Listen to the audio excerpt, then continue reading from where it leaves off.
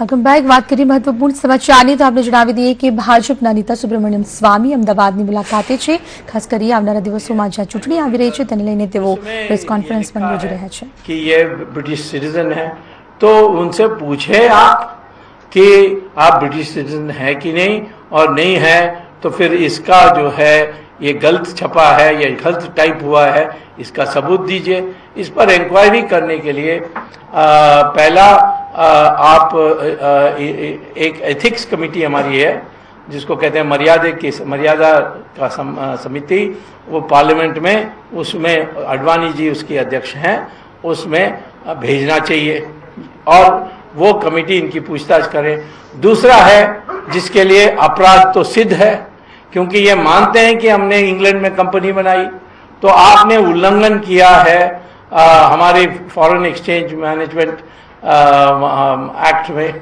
और दूसरा, आप एमपी होने के कारण आप विदेश में कंपनी बनाकर फॉरेन एक्सचेंज कमा नहीं सकते जब तक आपको कंपनी बनाने के पहले होम मिनिस्ट्री से foreign contribution regulation act FCRA से आपको अनुमति नहीं मिलती है। कितने एनजीओ के लिए अब आज हमारे होम मिनिस्ट्री ने नोटिस इशू किया, तो मैंने होम मिनिस्ट्री से भी ये पूछा है कि इनका कंपनी क्यों इन्होंने डिक्लेयर नहीं किया, और उस पर कड़ी सजा हो सकती है FCRA। तो ये तीसरा है कि यदि आप ब्रिटिश सिटीजन हैं और ये सिद्ध हो जाएगी इंक्वायरी से, पार्लियामेंट की कमेटी से, तो वो पार्लियामेंट का मेंबर नहीं रह सकते। और आर्टिकल 19 धारा 9 हमारे संविधान, हमारे कॉन्स्टिट्यूशन के अनुसार आप देश की नागरिक भी नहीं हो सकते।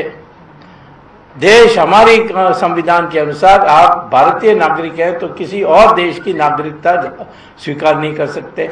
इंग्लैंड में ऐसा कानून नहीं है। आप इंग्लैंड का भी नागरिक हो सकते हैं, इंडिया का भी हो सकते हैं, अमेरिका में भी आप अमेरिका के भी नागरिक हो सकते हैं, और दूसरे देशों का भी हो सकते हैं। वो उनका सूची होती है, इन देशों का आप हो सकते हैं, तो इसको डुअल नेशनलिटी कहते हैं।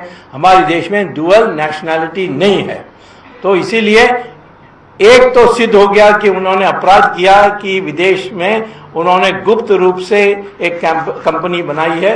ये हमारे फॉरेन एक्सचेंज की जो विधि है उसमें उन्होंने उल्लंघन किया, उसमें उसकी प्रोसिक्यूशन होनी चाहिए। उसके लिए कार्रवाई के लिए पहले जानकारी प्राप्त करनी है, और मैं समझता हूं कि ये काम अब शुरू हो गया है। दूसरा है कि पार्लियामेंट तय करें कि ये ब्रिटेन का नागरिक है कि नहीं।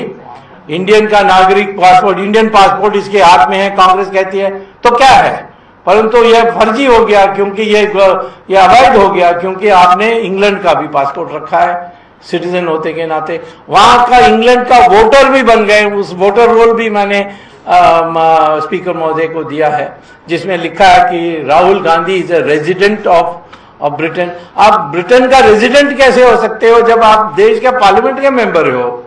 तो इसीलिए ये सारी चीज़ों लेकर इनकी नागरिकता समाप्त करने के लिए एथिक्स कमेटी पर इसको जाना चाहिए, या स्पीकर खुद तय कर सकती है, और यदि उसको जांच करने के लिए ठीक समझेगी तो एथिक्स कमेटी को भेज सकती है, उसको फाइन लानी चाहिए। आज इतना साफ है कि राहुल गांधी इस देश में राजनीति में तुरंत एक टूरिस्ट जैसा आकर चले जाता है, लेकिन उसका मूल दिलचस्पी बिजनेस है, वो भी कमीशन कमाना, नाजायज तरीके से पैसा कमाना, ये है उसका उद्देश्य। इसी कारण से कांग्रेस की आज बर्बादी हो रही है, और इसका अंतिम फैसला हमारी सरकार को जांच से करनी चाहिए।